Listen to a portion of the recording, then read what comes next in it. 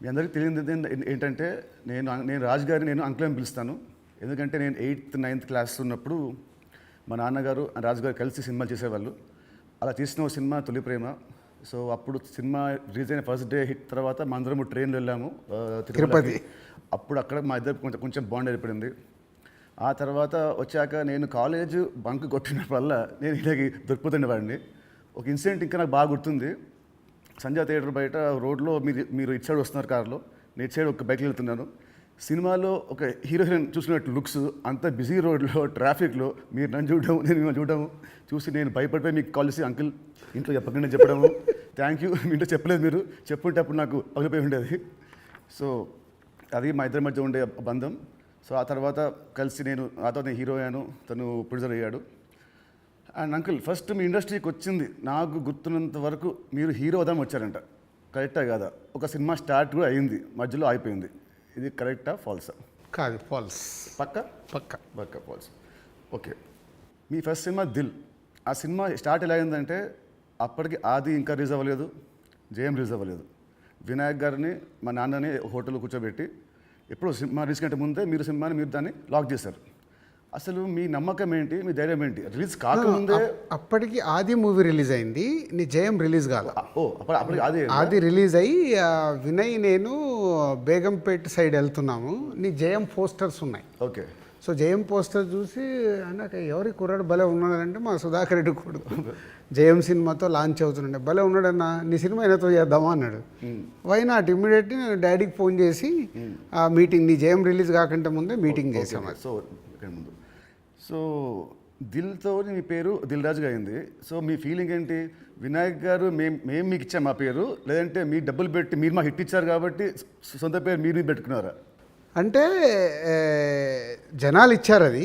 పోతే నీకు గుర్తుందో లేదో, ఆ దిల్ టైటిల్ మన దగ్గర లేకుంటే దిల్ పెడదామని నితిన్ అడిగినప్పుడు బూరుపల్లి శివరామకృష్ణ గారి దగ్గర ఆ టైటిల్ ఉంది. నేను వెళ్ళి అడిగి ఆ టైటిల్ తీసుకొచ్చాను, మాకు ఈ సినిమా బాగుంటుందండి అని. So thanks to Burupalli Sivaramakrishna గారు, ఆ టైటిల్ ఇవ్వడం వల్ల అది దిల్ రాజు అనేది బ్రాండ్ అయిపోయింది, ట్యాగ్ అయిపోయింది. సో ఇప్పుడు మీరు ఎస్విసితో పాటు లార్వేన్ ఏ company, Dil Raju productions, Dil Raju dreams, ఇలా మీ బయోపిక్కి తగ్గట్టు కంటెంట్ని బాగా గట్టిగా నేస్తున్నారు. So next Dil Raju directs అని చూడొచ్చా? లేదు. ఎందుకు? ప్రస్తుతానికి లేదు. సినిమా మీకు కెమెరా తెలుసు, మీకు నాలెడ్జ్ ఉంది, ఎడిటింగ్ తెలుసు, అన్నీ తెలుసు, మీకు ఎందుకు తీయట్లేదు? సో నాకు డైరెక్షన్ చెయ్యాలని ఎప్పుడు ఆలోచన రాలేదు. యాక్చువల్ వివి వినాయక్ ఆ బొమ్మరిల్ అయిన తర్వాత నాకు సజెస్ట్ చేశాడు, అన్న నువ్వు డైరెక్షన్ చేసేయగలుగుతావు, చెయ్యు అని. లేదు వినయ్ అని. లేదు నేను చెప్తున్నా కదా విను, వివి రాజేంద్ర ప్రసాద్ గారు లేక నువ్వు డైరెక్షన్ చేయగలుగుతావు, నువ్వు చెయ్యు అని. బట్ ఎప్పుడు ఆ సైడ్ నాకు డైరెక్షన్ చేయాలని ఆలోచన కలగలేదు. సో మీ బయోపిక్ తీసే ఇప్పుడు మీకు ఏమైనా ప్లాన్స్ ఉన్నాయా? ఎప్పుడన్నా ఆఫ్టర్ 5 years 10 years? నా బయోపిక్ నేను తీయలేను కదా, ఎవరైనా తీస్తారేమో. సరే, ఎవరు తీస్తే దాంట్లో అంత ఉంటుందా, ఆ కంటెంట్ ఉంటుందా? డెఫినెట్గా. అంటే ఇట్స్ బిగ్ జర్నీ కదా నాది. ఇప్పుడు ఫిలిం ఇండస్ట్రీకి 94 వచ్చాను. 94కి వచ్చిన తర్వాత ఇప్పుడు ఆల్మోస్ట్ 30 years ప్లస్. ఎన్నో అప్ అండ్ డౌన్ చూశాను, ఎన్నో అన్నీ చూసుకుంటూ వచ్చాను. సో బయోపిక్ చేస్తే దానికి ఏ హీరో అయితే బాగుంటుంది? బట్ నాకు బాగా ఫేస్ మ్యాచ్ అయ్యేది నువ్వు ఒకటే. చాలా మంది అంటారు నితిన్ మీ బ్రదర్ అని. సో రాజు గారి బయోపిక్లో హీరోగా నేనే, ఇది ఫిక్స్ అయిపోయింది. ఇప్పుడు ఇవాళే ఈయన ప్రొడక్షన్ డైరెక్షన్ చూద్దాము, నేను హీరోని. సో ఇందాక మీరు చెప్పారు కదా అప్స్ అండ్ డౌన్స్ అన్నారు కాబట్టి ఆ క్వశ్చన్ అడుగుతాను. ఇండస్ట్రీలో చాలా చూస్తే తెలుసు నాకు, బట్ మేజర్గా నాకు గుర్తుండి నేను ఇండస్ట్రీ వచ్చినప్పటి నుంచి మొన్న సంక్రాంతికి ఒక సినిమా మీ ఫ్యాన్స్కి చాలా లాస్ అయింది. నెక్స్ట్ సినిమా ఇమ్మీడియట్ 3 days గ్యాప్లో అది మళ్ళీ అది వెళ్ళిపోయింది. ఈ మధ్యలో ఈ 3 రోజుల్లో మీ థాట్ ఏంటి? నెక్స్ట్ సినిమా కూడా అది కూడా పోతే అప్పుడు పరిస్థితి ఏంటి? మీ మైండ్లో రన్ అయిన మీ ఫీలింగ్ ఏంటి? లేదు అంటే నాకు ఇప్పుడు 10th సినిమా రిలీజ్ అయినప్పుడు నాకు అర్థమవుతుంది ఫైనాన్షియల్గా ఇది డ్యామేజ్ జరగబోతుంది. సో అటు డిస్ట్రిబ్యూటర్స్ అందరు కూడా లోలో ఉన్నారు. పోతే 14th రిలీజ్ అవుతున్న సినిమా షూర్ షాట్గా సూపర్ హిట్ అని చాలా గట్టి నమ్మకంతో ఉన్నాను. అంటే 90% నీకు తెలుసు, నేను ఎడిటింగ్ రూమ్లో చూసినప్పుడే నాకు చెప్పగలుగుతాను సినిమా వర్క్ అవుతుంది అవ్వట్లేదు. అట్లా సంక్రాంతికి వస్తున్నాం అనే సినిమా మీద ఐఎమ్ ఫుల్ కాన్ఫిడెంట్గా ఉన్నాను. సో ఆ 3 days అదే ఎనర్జీతో ఉన్నాను. ఎస్, నో ప్రాబ్లం, ఒకటి వస్తుంది, ఇది ఎంత డ్యామేజ్ అవుతుంది, అది ఎంత రికవర్ చేస్తారో నంబర్స్ తెలియదు, బట్ అది మ్యాజిక్ అనేది ఇట్స్ ఎ మిరాకిల్. బట్ ఆ పీరియడ్లో యూఆర్ కాన్ఫిడెంట్ మళ్ళీ ఇది అయిపోయింది మళ్ళీ నేను అంటే ఒక సినిమా రిలీజ్ ముందు నాకు మేబీ నా 6th సెన్స్ కావచ్చు, చూస్తున్న కంటెంట్ వల్ల కావచ్చు, చెప్పగలుగుతాను 90% మిస్ అవ్వను. సో దిల్ చేయడం వల్ల మీరు దిల్ రాజు అయ్యారు. బట్ నా దృష్టిలో మీరు బిల్ రాజు. ఎందుకు చెప్తాను. యాక్చువల్లీ చాలామంది ఆడియన్స్ కూడా చెప్పాలి ఇది. మామూలు చూస్తాం లాస్ట్ గత 1 year నుంచి మీ మీద వచ్చే నెగటివ్ ట్రోల్స్ కానీ ఇవన్నీ ఏవో వస్తుంటాయి కదా మామూలు ఆర్టికల్స్ అవి. 2005లో నేను సినిమా వేసాను, రామ్ సినిమా. అది రిలీజ్కి ఫైనాన్షియల్గా మేము చాలా అప్పుడు రిలీజ్కి మేము కొంచెం ఇబ్బందులు ఉండే. అండ్ అప్పుడు మనకు టర్మ్స్ అంతా బాగాలేవు టర్మ్స్ మనకు. అయినా మీరు వచ్చి ఆ నైట్ ఒక పెద్ద అమౌంట్కి మీరు సైన్ చేశారు. సో టర్మ్స్ బాగాలేనప్పుడే మీరు నాకు హెల్ప్ చేశారు. ఇలాంటివి మీరు చాలామంది హీరోస్కి, చాలా ప్రొడ్యూసర్స్కి, డైరెక్టర్స్కి మీరు చాలా హెల్ప్ చేస్తారు. ఇది నాకు తెలుసు. సో ఈ మధ్య వచ్చి మీరు ఒక సినిమా బొక్కేస్తారంటే అది నాకు I want to clear to audience that ప్రతి సినిమా చిన్న పెద్దలు అందరు హెల్ప్ చేసేవాడు మీరు. అండ్ దీంట్లో చాలా డబ్బులు మీకు చాలామంది వెనక్కి మీకు ఇచ్చారు లేరు కూడా నాకు తెలియదు. బట్ ఈ హెల్ప్ చేసిన ఇంతమంది మీరు కష్టాల్లో ఉన్నప్పుడు వీళ్ళు కూడా మీకు తిరిగి హెల్ప్ చేస్తారని అనుకుంటున్నారా? అంటే బేసిక్గా నా లైఫ్ స్టార్ట్ అయింది ఎక్కడ అంటే నితిన్, నా కాస్ట్యూమ్ కృష్ణ గారికి నేను చాలా స్టోరీలో చెప్పాను. అరుంధతి అనే సినిమా 36 lakhs కొంటే 2 lakhs నేను రిలీజ్ రోజు కట్టలేదు. తర్వాత తీసుకెళ్ళి ఆయన ఫోన్లు ఎత్తకుంటే కూడా నేను పట్టుకొని వెళ్ళి 2 lakhs ఇచ్చి వచ్చాను. తర్వాత వారు నాకు పిలిచి పెళ్లి పందిరి చేసే వరకు వదిలిపెట్టలేదు. నిజంగా పెళ్లి పందిరి అనే సినిమా లేకుంటే ఐఎమ్ నాట్ దే, అసలు సినిమా ఇండస్ట్రీలో నేను లేను అనేది నేను గట్టిగా నమ్ముతాను. సో అంటే ఒక హానెస్ట్ అనేది ఒకటి ఎంత పని చేసిందో హెల్పింగ్ కూడా అంతే పని చేస్తుందని నేను నమ్ముతాను. నా లైఫ్లో ఇప్పుడు నువ్వు సంక్రాంతికి అడిగావు, ఇది రాకుంటే ఇది ఉండుంటే, అలాంటి ఒక 4-5 ఇన్సిడెంట్స్ ఉన్నాయి. అంటే నేను క్లోజ్ అయిపోయే ఇన్సిడెంట్స్. ఇప్పుడు అసలు సంక్రాంతికి వస్తున్నాము, రాకున్నా మాకేం కాదు, ఎందుకంటే ఆల్రెడీ ఎస్టాబ్లిష్ అయిపోయి ఉన్నాం. ఫైనాన్షియల్ డ్యామేజ్ వరకు 2 ప్రాపర్టీలు అమ్మేసి ముందుకు వెళ్ళిపోతాం, అది పెద్ద విషయం కాదు. కానీ నేను నార్మల్గా ఉన్నప్పుడు కూడా ఇలాంటి ఇన్సిడెంట్స్లోకి వెళ్ళి నేను దాటుకుంటూ వచ్చాను. అంటే అది ఎప్పుడు అదే నేను నమ్మేది, వెన్ వీఆర్ హెల్ప్కు మనం ముందుంటామో మన కష్టం వచ్చినప్పుడు భగవంతుడే తిరిగి ఇస్తాడని. అది నా లైఫ్లో 3-4 ఇన్సిడెంట్ నాకు సినిమా ఫీల్డ్లో జరిగాయి. దిల్ మీద చేసినప్పుడు ఆ రోజుల్లో ఇట్ వాజ్ ఆ రోజు సినిమాకి ఖర్చు మీరు బాగా పెట్టారు. ఆ రోజు బాగా పెట్టారు. అండ్ అందుకే అప్పటికి మన వినాయక్ గారికి ముందు సినిమా కూడా అంత ఆడలేదు, బట్ స్టిల్ మీరు ఖర్చు బాగా పెట్టారు. ఆ సినిమా హిట్ అయింది, దాంతో మీ లైఫ్ మారిపోయింది. ఇప్పుడు తమ్ముడు సినిమాకు ఒక రిఫరెన్స్ లేకుండా కూడా మీరు ఈ సినిమాని ఇంత ఖర్చు పెట్టారు. దీని మీద నమ్మకం, కథ మీద నమ్మకమా, డైరెక్టర్ మీద నమ్మకమా, ఆర్ ఈ తమ్ముడు సినిమా మీకేం తెస్తుంది? పేరు తెస్తుందా, డబ్బు తెస్తుందా? అంటే ఈ సినిమాకు బేసిక్గా నేను క్రెడిట్స్ ఇచ్చేది డైరెక్టర్కే. ఎందుకంటే ఎంసీఏ అండ్ వకీల్ సాబ్ తర్వాత ఆయన రాసుకున్న కథని ఇప్పుడు ఉన్న సినారియోలో అంటే ప్రేక్షకుల్ని థియేటర్కి తీసుకొచ్చి ఒక ఎక్స్పీరియన్స్ ఇవ్వాలని ఏదైతే చూశాడో, అందుకే నువ్వు కూడా షూటింగ్లో చూసినావు, ఆయన తీసుకుంటూ వెళ్తుంటే నేను ఎప్పుడు ఆపలా. ఒక డైరెక్టర్ ఏమో అడుగుతున్నాడు, ఎలా అచీవ్ చేయాలి, అది అచీవ్ చేయండి అని చెప్పా. అది అయిపోయిన తర్వాత నేను ఎప్పుడైతే యావిడ్ రూమ్లో సినిమా చూసుకున్నానో అప్పుడు నాకు అది ఎస్, వేణు అడిగింది ఇచ్చాను కాబట్టి ఆయన ఈ సినిమాని ఇవ్వగలుగుతున్నాడని. ఈవెన్ రాత్రి ఇప్పుడు నువ్వు ఒక భయంలో ఉన్నావు, ఎందుకంటే మనం లోలో ఉన్నప్పుడు చాలా భయంలో ఉంటాం. నేను అవన్నీ చూసేసాను. నైట్ నువ్వు నాకు ఫోన్ చేసి ఒక రీల్ చూసేసి ఒక ఎగ్జైట్మెంట్తో ఫోన్ చేసావు. ఎందుకు? అది ఇప్పుడు మనం చూస్తున్నాం, ఒక సినిమా ఇలా షేప్ అయింది, సౌండ్తో ఇలా చూసినప్పుడు ఇలా ఉంది, ఒకటి ఉంటుంది కదా, అదే ఎగ్జైట్మెంట్. అదే నన్ను తమ్ముడికి ఎంతైనా ఆలోచించకుండా డైరెక్టర్ అడిగినట్టు చేయమని చెప్పాను. అండ్ దిల్ అప్పుడు కానీ లేదా మన లాస్ట్ సినిమా శ్రీనివాస్ కళ్యాణ్ కానీ మీరు షూటింగ్కి మీరు ఆల్మోస్ట్ ఎవ్రీడే వచ్చేవారు. ఈ సినిమాకి మీరు ఉట్టి 2 సార్లు వచ్చారు, అది కూడా గంట సేపు. ఎందుకు? డైరెక్టర్ మీద నమ్మకమా, లేదా మీరు బిజీగా ఉండి మీరు మా సినిమాని మీరు పట్టించుకోలేదా? అంటే 2 things. ఇప్పుడు అనిల్ రావిపూడి కానీ, వంశీ పైడిపల్లి కానీ, అలాగే ఇప్పుడు శ్రీరామ్ వేణు కానీ, అంటే నాతో వాళ్ళందరికీ big journey, number of movies చేస్తున్నాం. అంటే వాళ్ళ వేవ్ లెంత్ ఏంటో నాకు తెలుసు. సో తెలిసినప్పుడు నేను వాళ్ళ దాంట్లో నేను ఇంటర్ఫేర్ కాను. సో నాకు కథ దగ్గర అనిపించింది చెప్తాను, ఎడిటింగ్ రూమ్లో అనిపించిందే చెప్తాను. నాకు ఇలా అనిపిస్తుంది, మీరు చూసుకోండి, ఇలా చెయ్యండి అని నేను చెప్పను వాళ్ళకు. ఎందుకంటే వాళ్ళకి నాకు క్వశ్చన్ వేస్తే దే విల్ అండర్స్టూడ్, అంటే నేను ఏం ఫీల్ అవుతున్నాను ప్రేక్షకుల్లాగా. కొంతమంది దర్శకులతో ఇలా నాకు సింక్ అవుతుంది, అలా సింక్ అయిన వాళ్ళే వీళ్ళు. అందుకే వీళ్ళతో నంబర్ ఆఫ్ సినిమాలు చేసిన వాళ్ళు అది అవుట్పుట్ తెచ్చుకోవడానికి వాళ్ళే ఎక్కువ కష్టపడతారు, ఎందుకంటే వాళ్ళకు రిజల్ట్ కావాల్సిందే కదా.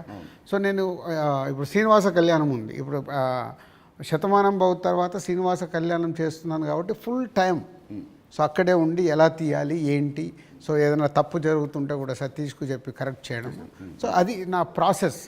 ఏ సినిమాకు ఉండాలి ఏ సినిమాకు ఉండకూడదని నేను ముందే ఫిక్స్ అవుతాను. సో తమ్ముడు అనేది దిల్ రాజు సినిమానా లేదంటే Venu Sriram cinema? Venu Sriram cinema 100% No మొత్తం doubt. ఇంటర్గ్రేట్. సో ఇంకోటి ఇప్పుడు మామూలుగా మిమ్మల్ని ఏం అడుగుతారు, ఇప్పుడున్న దిల్ రాజు పాత దిల్ రాజుకి ఏం చెప్తాడని అందరూ అడుగుతారు. నేను అడిగేది అంటే అప్పుడున్న ఓన్లీ రాజు ఇప్పుడున్న దిల్ రాజుకి ఏం చెప్తాడు? అది 22 years జర్నీ.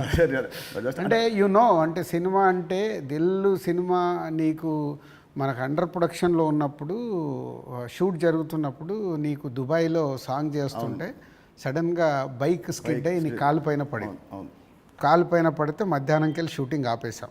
అది నాకు ఫస్ట్ ఫిలిం. షూటింగ్ ఆపేసిన తర్వాత చిన్న నీకు ఎయిర్లైన్ ఫ్రాక్చర్.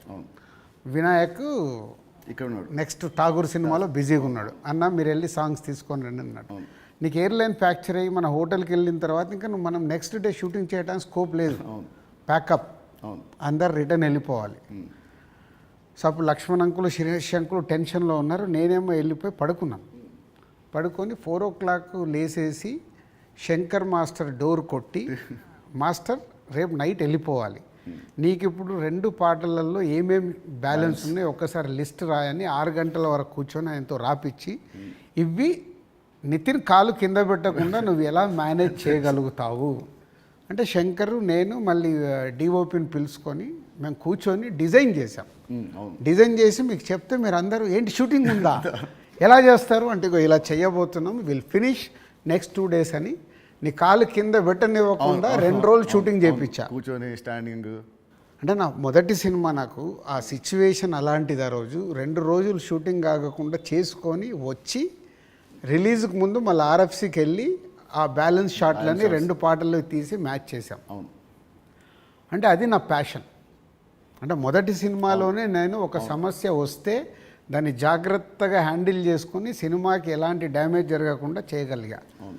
అదే మామూలు రాజు నుంచి దిల్ రాజుగా షిఫ్ట్ అవ్వడం. అంటే నాట్ ఓన్లీ దిల్, ఇలాంటి సో మెనీ ఫిలిమ్స్కి సో మెనీ ఎప్పుడు వస్తూనే ఉంటాయి. అవన్నిటిని జాగ్రత్తగా హ్యాండిల్ చేసుకుంటే 58 సినిమాలకు రీచ్ అయ్యాను. అదే ఫస్ట్ సినిమా దిల్లప్పుడు కూడా మీ అన్నింటిలో మీరు చాలా మీరు ఇన్వాల్వ్ అయ్యారు. ప్రతి దాంట్లో స్టోరీల నుంచి సీన్స్ నుంచి కొన్ని సీన్స్ మీకు నచ్చకుంటే మీరు వినాయక్ మీరు చెప్పలేకపోతే మీరు నా చెప్పేవాళ్ళు, నిత్యం చెప్పా ఈ సీన్ బాగా గుర్తున్నా దాంట్లో ఉంటుంది ఒక ఎపిసోడ్ ఒకటి టాలీగట్ ఎపిసోడ్ ఉంటుంది ఒకటి, అది సినిమా లేదు. సో అది సో మీ ఉత్సాహాన్ని చూసే సుకుమార్ గారు సినిమా రైటర్ కదా, ఆయన పెట్టాడు సినిమాలో ఒక డైలాగ్ వస్తుంది, మై నేమ్ ఇస్ రాజు అంటే ఒకరు వచ్చి ఎందుకంత ఫోజు మిమ్మల్ని చూసే పెట్టాడు డైలాగ్ గుర్తున్నది, బోర్డు మీద రాసి బోర్డు మీద. సో 2003 రాజుగారి దగ్గర ఉన్నదేంటి, ఇప్పుడు రాజుగారి దగ్గర లేనిదేంటి? ఉన్నది 2003కి ఇప్పటికీ ఉన్నది. సినిమా అంటే అవలీలగా ఎక్స్పీరియన్స్తో పాటు వచ్చిన ఎక్స్పీరియన్స్తో పాటు సో ఈజీగా ఎలాంటి సిచ్యువేషన్ అయినా హ్యాండిల్ చేసే కెపాసిటీ అండ్ సినిమా పైన ఇంకా అవగాహన ఉంది. ఇది సాధించాను. లేనిది 2003 నుంచి 2010 వరకు ఒక్కొక్క సినిమా తీస్తూ ఒక్కొక్క కొత్త డైరెక్టర్తో జర్నీ చేస్తూ అద్భుతమైన జాబ్ సాటిస్ఫాక్షన్తో జర్నీ చేశా. 2014 తర్వాత అంటే ఆ పీరియడ్ తర్వాత నంబర్ ఆఫ్ ప్రొడక్షన్స్కు షిఫ్ట్ అయిపోయి సో దాన్ని ఎంజాయ్ చేయలేకపోతున్నా. అది ఇప్పుడు లేదు, ఆ ఎంజాయ్మెంట్ లేదు. Job satisfaction enjoyment job satisfaction ఉంది, ఎంజాయ్మెంట్ అంటే మార్నింగ్ 7కు నేను లొకేషన్కి వెళ్ళిపోయి ఈవినింగ్ ప్యాకప్ వరకు ఉండి మళ్ళీ వచ్చి నెక్స్ట్ డే సీన్ గురించి వెళ్ళి ఆఫీస్లో కూర్చొని 10 వరకు కూర్చొని అదొక ఎంజాయ్మెంట్ నాకు. I'm missing that. ఇప్పుడు ఆడియన్స్ సినిమా థియేటర్కి చెప్తారు మామూలు ఇప్పుడు ఆడియన్స్ ఇప్పుడు ఎక్కువ రావట్లేదు, యాజ్ ప్రొడ్యూసర్గా ఏం చేయాలో మీరు చెప్తున్నారు. ఫర్ అ చేంజ్ మీరు హీరో అయితే హీరోగా మీరు ఆడియన్స్ థియేటర్ రావడానికి మీరు ఏం చేస్తారు? ప్రొడ్యూసర్గా చెప్తున్న దిల్ రాజు చెప్తున్న అన్ని పాయింట్స్ని నేను నితిన్ ప్లేస్లో ఉంటే నేను ముందడిగేసి అరే ఇవన్నీ ముందు మొదలు పెడదామని మొదలు పెడతాను. సరే, దిల్కి అండ్ తమ్ముడికి ఈ మధ్యలో మీరు నా ఏమంటారు నా పర్ఫార్మెన్సా నాలో చూసిన చేంజ్ ఏంటి, మార్పు ఏంటి, ప్లస్ అండ్ మైనస్? ప్లస్లు చాలా నువ్వు అప్పటికి ఇప్పటికీ ఏంది న్యాచురల్గా ఒక 22-23 ఇయర్స్ నువ్వు యాజ్ యాక్టర్గా ఇక్కడ వరకు జర్నీ చేసావు. అంటే నాకంటే సీనియర్ నువ్వు యాక్చువల్ 1 ఇయర్ సీనియర్. నేను 2003లో ప్రొడ్యూసర్ని అయ్యా, నువ్వు 2002లోనే హీరో అయ్యావు. అంటే నాకంటే 1 ఇయర్ సీనియర్. సో నీకున్నది ఆ ఎక్స్పీరియన్స్ వచ్చింది ప్లస్. సో ఆ ఎక్స్పీరియన్స్తో నేను ఎలా హ్యాండిల్ చేస్తున్నానో థింగ్స్ని హ్యాండిల్ చేయగల కెపాసిటీ వచ్చింది, మేనేజ్ చేయగలిగే కెపాసిటీ లేనిది. అంటే 23 సంవత్సరాలలో నువ్వు అంటే ఇప్పుడు ఒక దిల్ రాజుగా నేను నీకంటే జూనియర్ని 1 ఇయర్ని సాధించుకుంటూ ఒక టాప్లోకి వచ్చా. నితిన్ని నేను అలా ఊహించా. నేను దిల్ సినిమా చేస్తున్నప్పుడు, ఆర్యా సినిమా చేస్తున్నప్పుడు బన్నీని, దిల్ సినిమా చేస్తున్నప్పుడు నిన్ను, అంటే వీళ్ళు నాకు ఫ్యూచర్ స్టార్స్ అని ఊహించా. కానీ నువ్వు ఆ మార్క్ అచీవ్ చేయలేకపోయావు, నువ్వు కోల్పోయింది అదే అనేది నా ఫీలింగ్.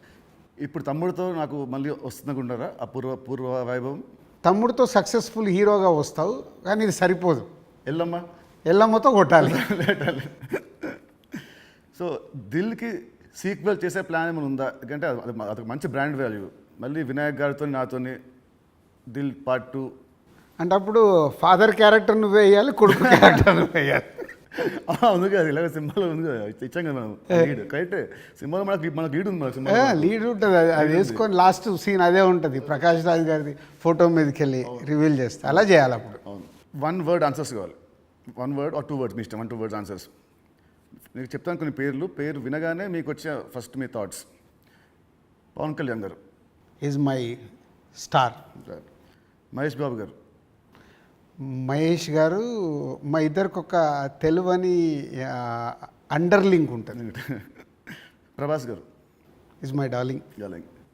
ఎన్టీఆర్ గారు. మై నాన్న. నాన్న అని పిలుస్తాను నేను.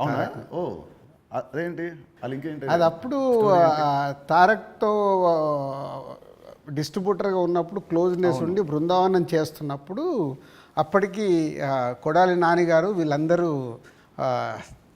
తారక్తో ఉండేవాళ్ళు. వాళ్ళందరూ నాన్న నాన్న అని పిలిస్తే నాకు అది ముద్దుగా అనిపించేది. అంటే నాకు ఈ అవకాశం ఉంది కదా అని అప్పటి నుంచి నేను కంటిన్యూ. తారక్ నన్ను అన్న అంటాడు, నేను నాన్న అంటాడు. బాగుంది. చరణ్ గారు. His megastar son. సో ఒక సినిమా అంటే ప్యాషన్గా మెగాస్టార్ సన్ అయినా ఎదుగుతూ వచ్చిన is a star hero. Allu Arjun గారు.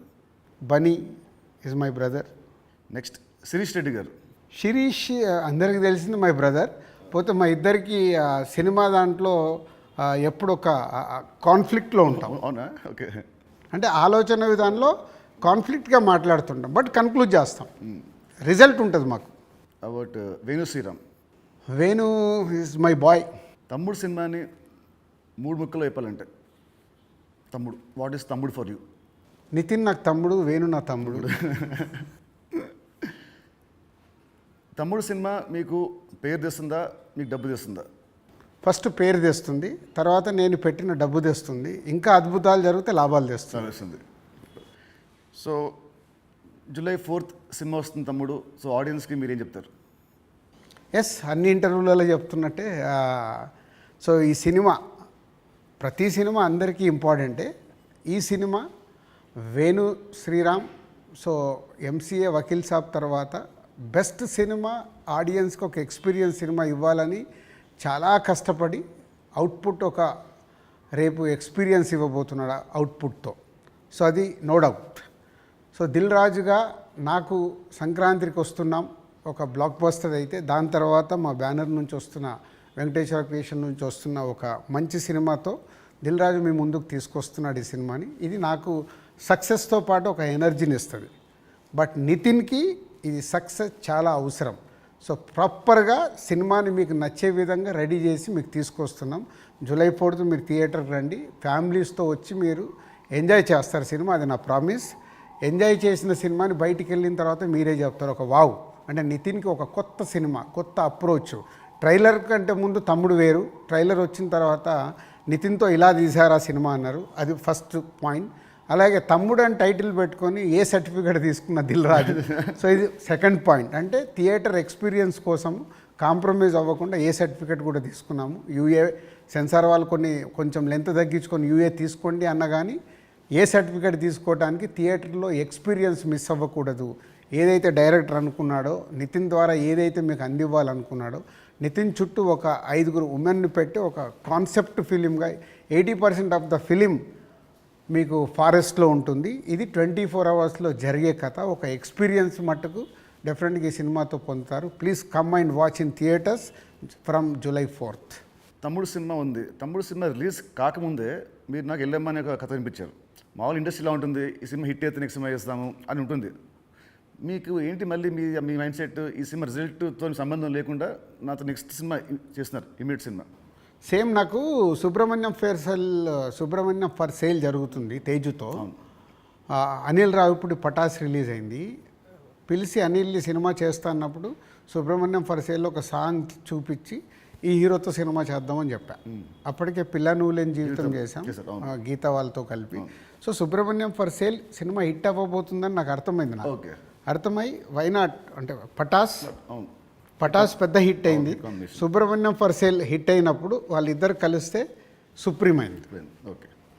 సో ఇది అలాగే తమ్ముడుతో నితిన్కి మళ్ళీ సక్సెస్ వస్తుంది. బలగంతో ఆల్రెడీ వేణు సక్సెస్ కొట్టాడు. వీళ్ళిద్దరు కలిస్తే ఎల్లమ్మ అద్భుతంగా ఉంటుందని నా విజన్. ఓకే, మీ విజయం మనస్ఫూర్తిగా అవ్వాలని కోరుకుంటున్నాను. Thank you uncle, thank you so much. Thank you.